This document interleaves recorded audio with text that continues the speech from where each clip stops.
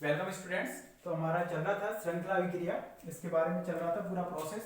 और श्रृंखला अभिक्रिया है उसको जारी रखने के लिए कुछ पॉइंट थे, मतलब इन चीजों की हमें आवश्यकता होती है। तो फर्स्ट पॉइंट था इसमें यूरेनियम को समृद्ध करना, यानी कि वृद्धि करना, कि कोई भी अभिक्रिया लगातार तब तक चल सकती है जब उसमें विनिमय यूरेनियम 235 पर्याप्त मात्रा में बना रहे। विनिमय यूरेनियम 235 को ही क्यों लेते हैं? क्योंकि इसकी तो प्रतिशत मात्रा इसकी तुलना में कम है। विनिमय यूरेनियम 238 को ले सकते थे, लेकिन इसको नहीं लेते। क्यों? क्योंकि ये तीव्रगामी न्यूट्रॉन के द्वारा यहाँ पर क्या होता है, विखंडित होता है। हालांकि पर्याप्त मात्रा में मिल रहा है प्रकृति में, लेकिन तीव्रगामी न्यूट्रॉन यानी कि इसके लिए जो एनर्जी होती है 1 मेगा इलेक्ट्रॉन वोल्ट से अधिक होती है, उन न्यूट्रॉनों से के द्वारा ही विखंडित हो सकता है। लेकिन यहाँ पर जो न्यूट्रॉन निकलते हैं इसमें स्वतः जो निकलते हैं वो लगभग निकलते हैं, ये 1 मेगा इलेक्ट्रॉन वोल्ट के न्यूट्रॉन निकलते हैं। कितने? 1 मेगा इलेक्ट्रॉन वोल्ट के। तो एक तो न्यूट्रॉन निकल रहे हैं, फिर उनको एनर्जी दो आप, तब जाके वो तीव्रगामी होंगे, फिर जाकर यूरेनियम 238 से वो टक्कर कर पाएंगे, विखंडित हो पाएंगे। इतना काम क्यों करें? क्योंकि हमारा तो मेन टारगेट उससे एनर्जी प्राप्त करना है, ना कि उसको देना।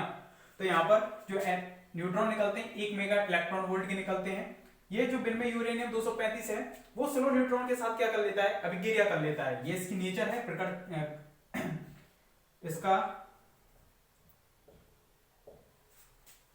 इसकी नेचर है। तो विनिमय यूरेनियम 235 जो स्लो न्यूट्रॉन के साथ क्या कर रहा है, टक्कर कर रहा है। इसके लिए जब स्लो न्यूट्रॉन है तो इसकी जो एनर्जी होती है 0.025, इतनी ही चाहिए इसको मेगा इलेक्ट्रॉन वोल्ट में। 0.025 मेगा इलेक्ट्रॉन वोल्ट यानी 1 मेगा इलेक्ट्रॉन वोल्ट से कम है। यहाँ पर न्यूट्रॉन जो निकल रहे हैं 1 मेगा इलेक्ट्रॉन वोल्ट के निकल रहे हैं, तो उसे हम मंदित करते हैं। यहाँ पर तो आपने पढ़ा होगा कि परमाणु भट्टी में हम मंदित करने के लिए D2O यानी कि भारी जल का उपयोग करते हैं, या फिर हम ग्रेफाइट का यूज करते हैं। उससे क्या है, उन न्यूट्रॉनों की जो स्पीड है उसको स्लो किया जाता है, जिससे उनकी एनर्जी भी कम हो जाती है। कितनी हो जाती है? 1 मेगा इलेक्ट्रॉन वोल्ट से कम 0.025 मेगा इलेक्ट्रॉन वोल्ट हो जाती है, ताकि वो किससे टक्कर कर सकें, विनिमय यूरेनियम 238 से। और विनिमय यूरेनियम 234 क्यों नहीं लिया जाता? ये भी रीजन हो सकता है कि इसको क्यों नहीं लिया जाता, क्योंकि ये तो प्रकृति में बहुत कम मात्रा में पाया जा रहा है, नेग्लिजिबल है, लगभग 0% ही है, इसलिए इसका यूज नहीं किया जाता। क्योंकि जो चीज प्रकृति में कम होगी तो वो महंगी भी होगी, जो चीज प्रकृति में कम होगी वो महंगी भी होगी। ठीक है, जैसे कि डायमंड, गोल्ड, सिल्वर महंगी क्यों है? क्योंकि प्रकृति में पर्याप्त मात्रा में है और सीमित मात्रा में है। जबकि सोने की तुलना में अगर हम लोहे को देखें तो लोहा पर्याप्त मात्रा में, इसलिए उसकी रेट डाउन है। तांबा उससे महंगा आता है लोहे से। तो उसी आधार पर है, जो चीज प्रकृति में पर्याप्त मात्रा में वो सस्ती है, और जो पर्याप्त मात्रा में नहीं है, सीमित है, लिमिटेड है, वो महंगी होंगी। अब पानी है हमारे इस प्रकृति पर 70% माना जाता है, लेकिन पीने योग्य पानी बिल्कुल कम होता हुआ जा रहा है। ये कह रहे हैं पेयजल जो है, भूगर्भीय जल है, वो कम हो रहा है। तो धीरे धीरे इसकी भी जो रेट है, आप देख रहे हो, पानी की 1 लीटर की जो बोतल है वो 20 रुपए की मिलती है। तो पानी भी पीने योग्य जो है वो भी पैसों में मिल रहा है। और एक स्थिति ऐसे थी जब कुओं में भी पानी था, सब जगह पानी था, तो पानी के लिए कभी भी पैसे नहीं देने पड़ते थे, फ्री में मिल जाता था। लेकिन जैसे भी वक्त आगे गुजर रहा है तो हो सकता है हमें पैसे के उसके पानी के लिए काफी पैसे देने पड़े। ठीक है, यदि इसी तरह से चलता रहा तो पानी का हमने यूटिलाइज सही तरीके से नहीं किया तो, क्योंकि वो सीमित मात्रा में हो जाएगा, डिमांड उसकी पूरी है ही है, हर इंसान को जरूरत है पानी की। तो स्वाभाविक बात है, जो चीज सीमित मात्रा में होगी वो महंगी जरूर होगी। ठीक है, लेकिन इसमें यूरेनियम को समृद्ध करना, वृद्धि करना, लिखना, प्रकृति में यूरेनियम के 3 समस्थानिक, प्रकृति में यूरेनियम के 3 समस्थानिक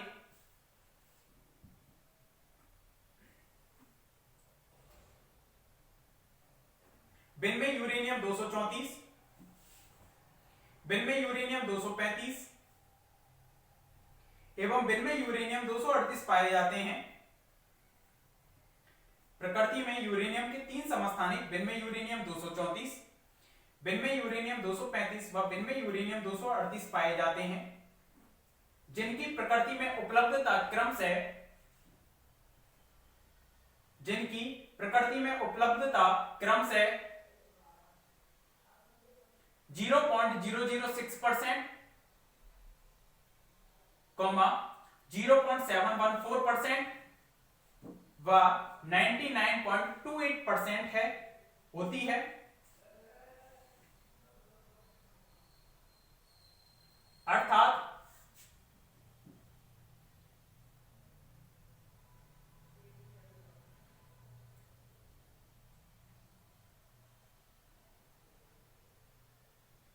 अर्थात विनम्य यूरेनियम 238 के लिए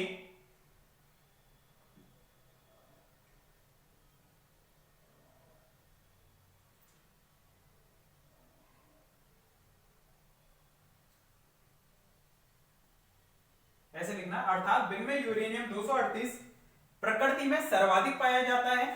अर्थात विनम्य यूरेनियम 238 प्रकृति में सर्वाधिक पाया जाता है।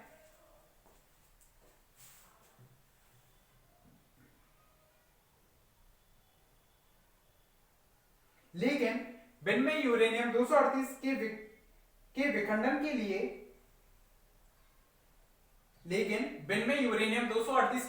के लिए तीव्रगामी न्यूट्रॉन ब्रैकेट में लिख देना greater than 1 mega electron volt. तीव्रगामी न्यूट्रॉन ब्रैकेट में लिख देना greater than 1 mega electron volt की आवश्यकता होती है।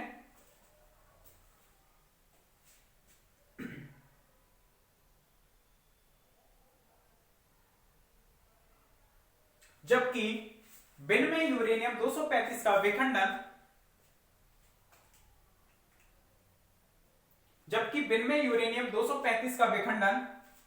मंदित न्यूट्रॉन ब्रैकेट में लिख देना लगभग 0.025 मेगा इलेक्ट्रॉन वोल्ट के द्वारा ही हो जाता है। मंदित न्यूट्रॉन ब्रैकेट में लिख देना 0.025 मेगा इलेक्ट्रॉन वोल्ट के द्वारा ही हो जाता है।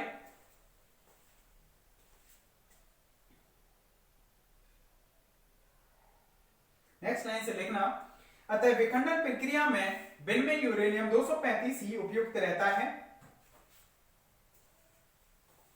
अतः विखंडन प्रक्रिया में विनम्य यूरेनियम 235 ही उपयुक्त रहता है।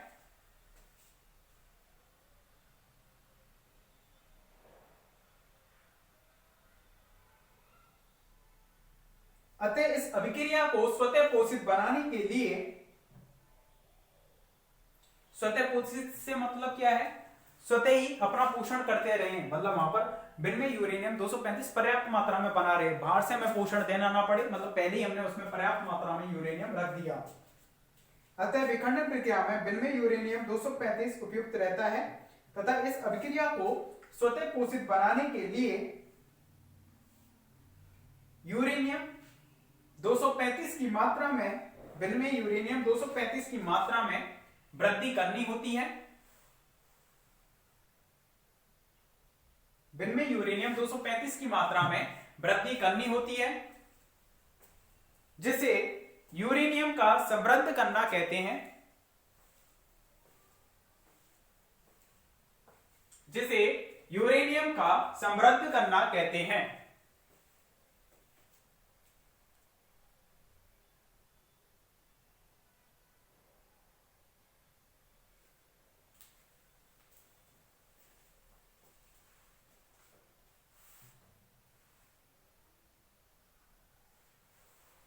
जिसे यूरेनियम का समृद्ध करना कहते हैं।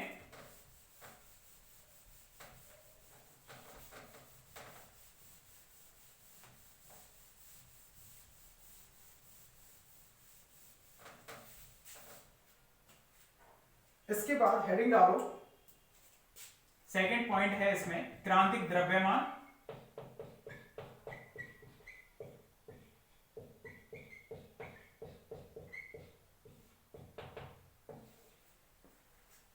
इसके बाद हेडिंग डालो क्रांतिक द्रव्यमान, क्रिटिकल मास।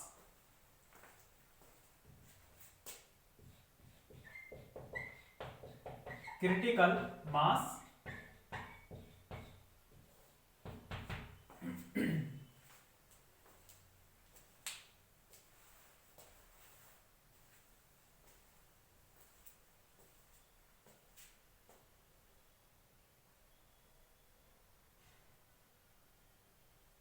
तो किसे बोलेंगे क्रिटिकल मास, क्रांतिक मास? कि यहाँ पर हम विनम्य यूरेनियम 235 को ले रहे हैं।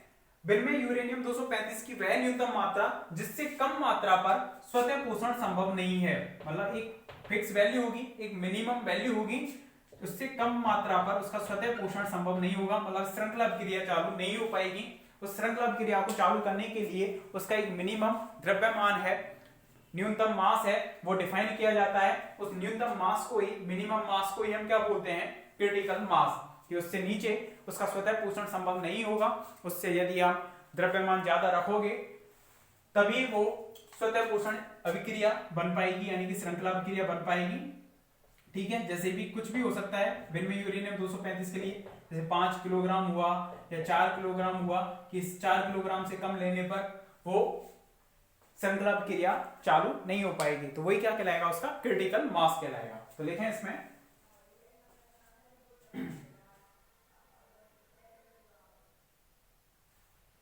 नाभिकीय विखंडन पदार्थ की वह न्यूनतम मात्रा, नाभिकीय विखंडनीय पदार्थ की वह न्यूनतम मात्रा, नाभिकीय विखंडनीय पदार्थ की वह न्यूनतम मात्रा जिससे नाभिकीय विखंडन अभिक्रिया, जिससे नाभिकीय विखंडन अभिक्रिया स्वतः पोषित बनी रहे, नाभिकीय विखंडनीय पदार्थ की वह न्यूनतम मात्रा जिससे नाभिकीय विखंडन अभिक्रिया स्वतः पोषित बनी रहे,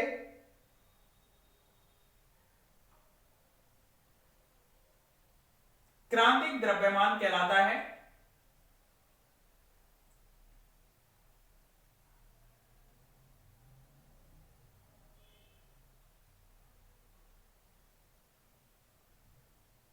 जिसके लिए विखंडन अभिक्रिया स्वतः पोषित बनी रहे, क्रांतिक द्रव्यमान कहलाता है। नेक्स्ट लाइन से लिखना, विखंडनीय पदार्थ का वह न्यूनतम द्रव्यमान,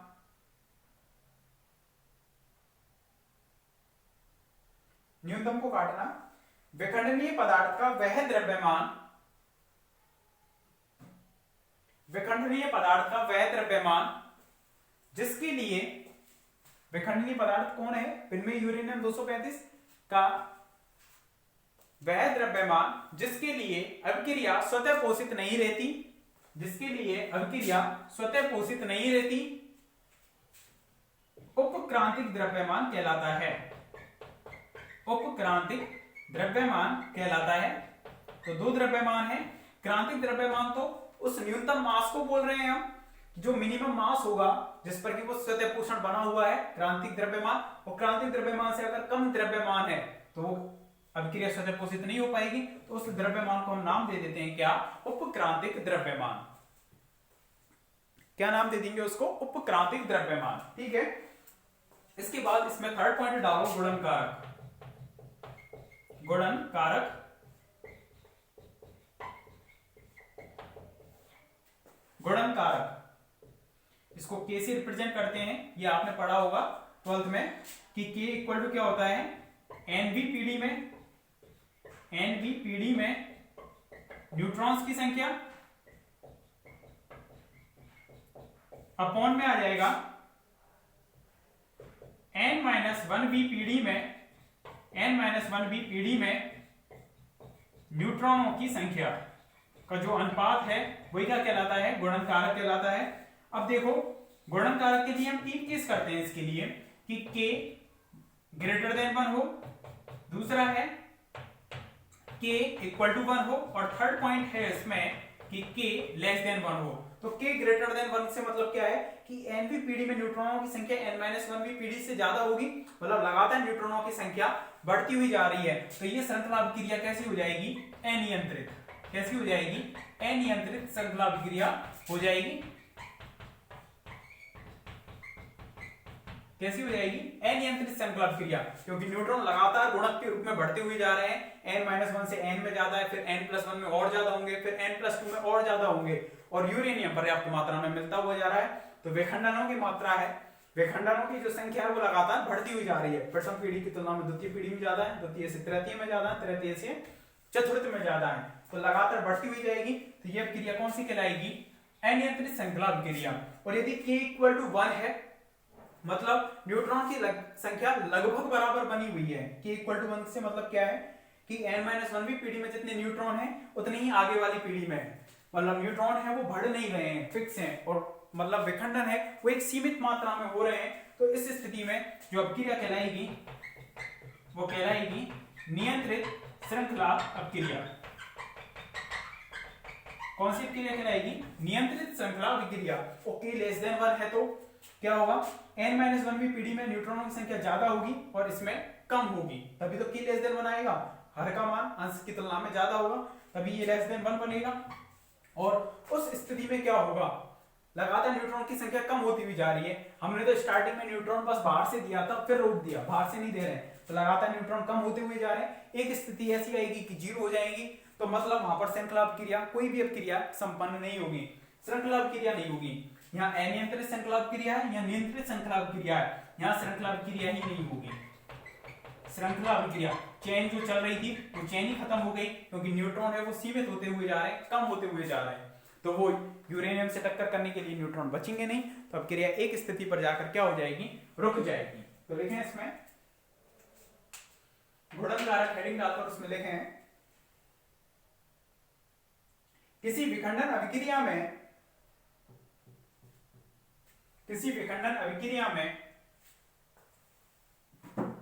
nवीं पीढ़ी में न्यूट्रॉनों की संख्या तथा n-1वीं पीढ़ी में न्यूट्रॉनों की संख्या का अनुपात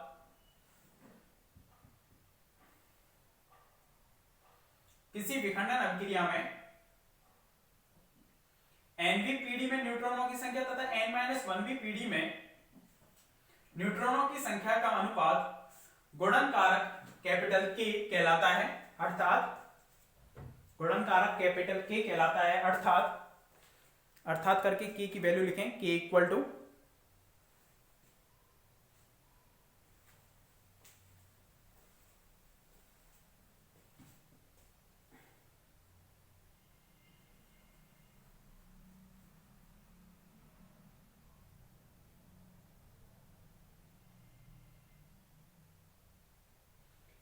फर्स्ट पॉइंट लिखना, यदि k ग्रेटर देन 1 है, फर्स्ट पॉइंट लिखो, यदि k ग्रेटर देन 1 है, अर्थात nवीं पीढ़ी में न्यूट्रॉनों की संख्या, यदि k ग्रेटर देन 1 है, अर्थात nवीं पीढ़ी में न्यूट्रॉनों की संख्या n-1वीं पीढ़ी में न्यूट्रॉनों की संख्या से अधिक है,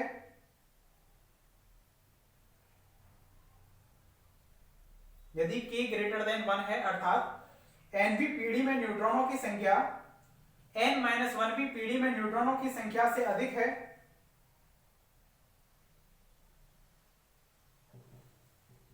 इस स्थिति में हर पीढ़ी में न्यूट्रॉनों की संख्या बढ़ती हुई जाती है, इस स्थिति में हर पीढ़ी में न्यूट्रॉनों की संख्या बढ़ती हुई जाती है,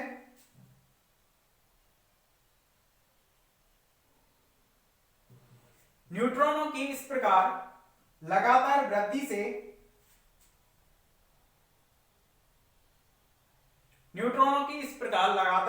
से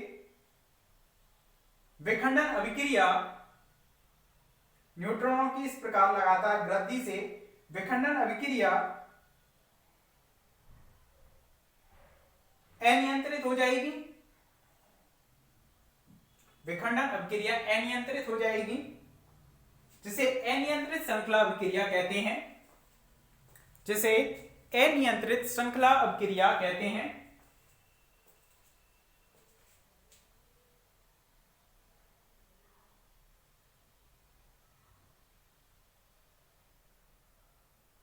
जिसे अनियंत्रित श्रृंखला अभिक्रिया कहते हैं। सेकंड, यदि k इक्वल टू 1 है, यदि k इक्वल टू 1 है, अर्थात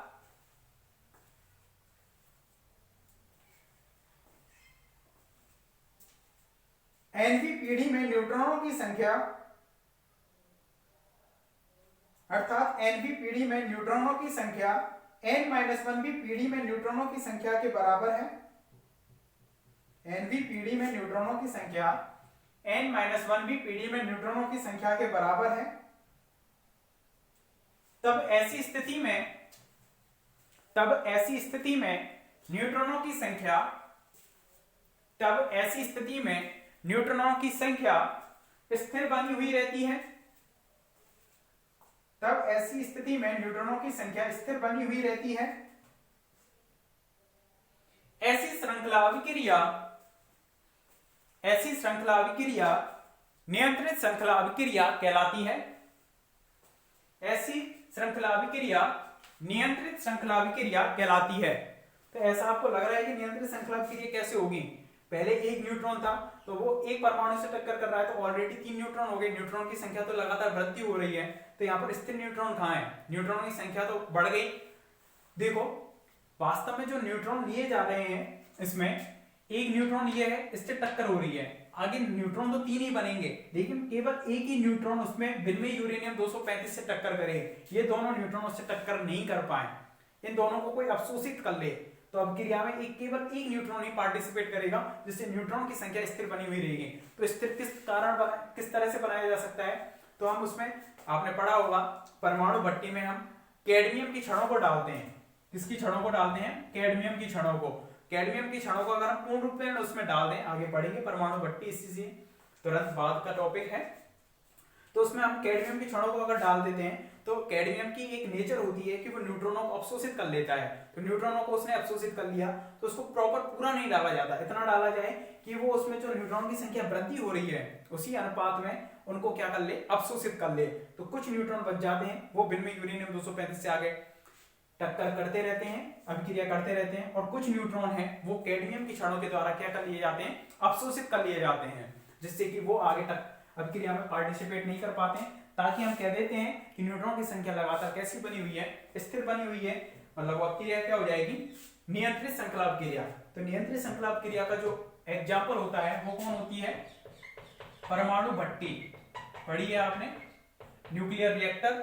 और अनियंत्रित हो गई तो बम बन जाएगा, क्योंकि एनर्जी है। अगर सीमित मात्रा में तो हम इसका यूटिलाइज कर सकते हैं इलेक्ट्रिसिटी में, बिजली उत्पादन में। और यदि वो अनियंत्रित हो गई तो उसका यूज हम किस में कर सकते हैं? फिर परमाणु हथियार में, यानी कि परमाणु बम, एटॉमिक बम यानी एटम बम। ठीक है, एटम बम। ठीक है, इसमें हम उसको अनियंत्रित रूप में यूज करके परमाणु बम बना सकते हैं।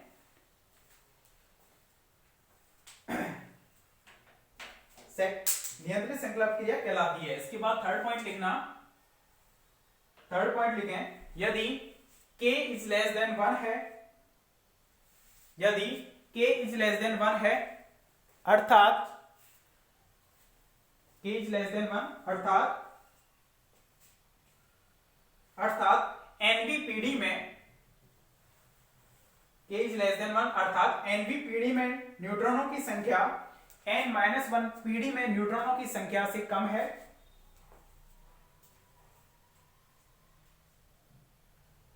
nवीं पीढ़ी में न्यूट्रॉनों की संख्या n-1 पीढ़ी में न्यूट्रॉनों की संख्या से कम है, तभी उस स्थिति में k लेस देन 1 होगा।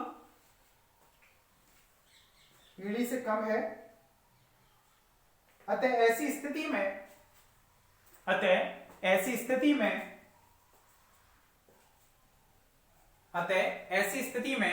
श्रृंखला अभिक्रिया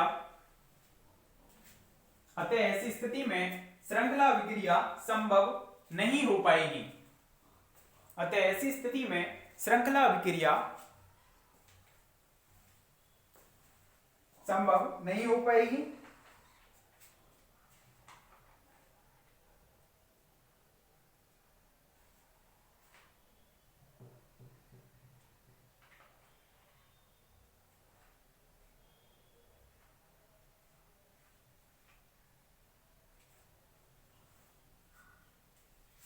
ठीक है, यहां तक ये कंप्लीट हो गया।